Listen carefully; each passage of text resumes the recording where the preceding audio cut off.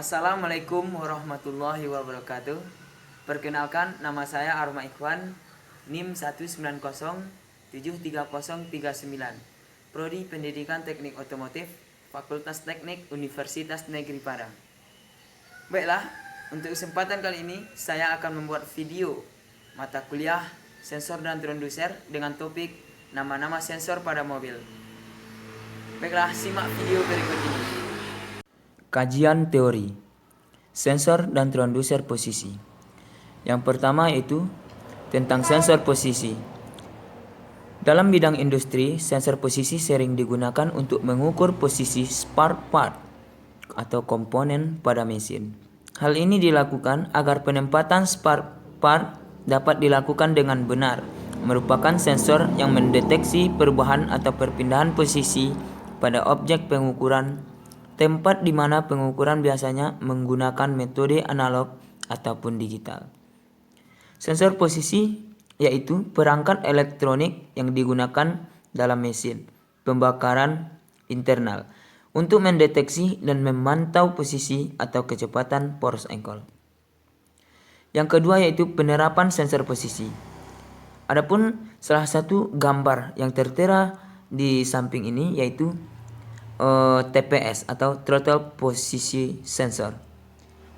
Throttle Position Sensor atau TPS terpasang di throttle body serta selalu berhubungan dengan throttle valve atau katup gas. Jadi, selain fungsi utama tersebut, ECU juga memfungsikan TPS untuk memberikan informasi tentang beberapa hal, yaitu engine model ketika posisi throttle gas menutup pada posisi idle atau stasioner. Yang kedua yaitu digunakan untuk kontrol emisi saat posisi throttle gas terbuka. Yang ketiga yaitu sebagai koreksi perbandingan campuran udara dan bahan bakar.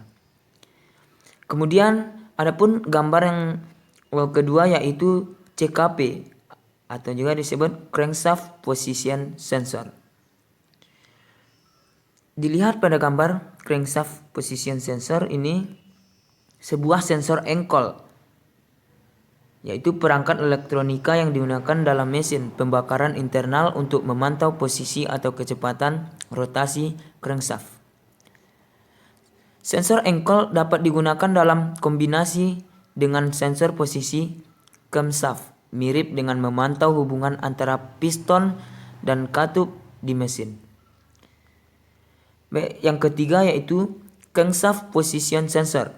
Di sini kita melihat gambarnya yaitu di samping camshaft position sensor berfungsi untuk memberikan data masukan ke ECU tentang posisi langkah mesin untuk menentukan langkah hisap di mana terjadi pembukaan injektor atau penginjeksian.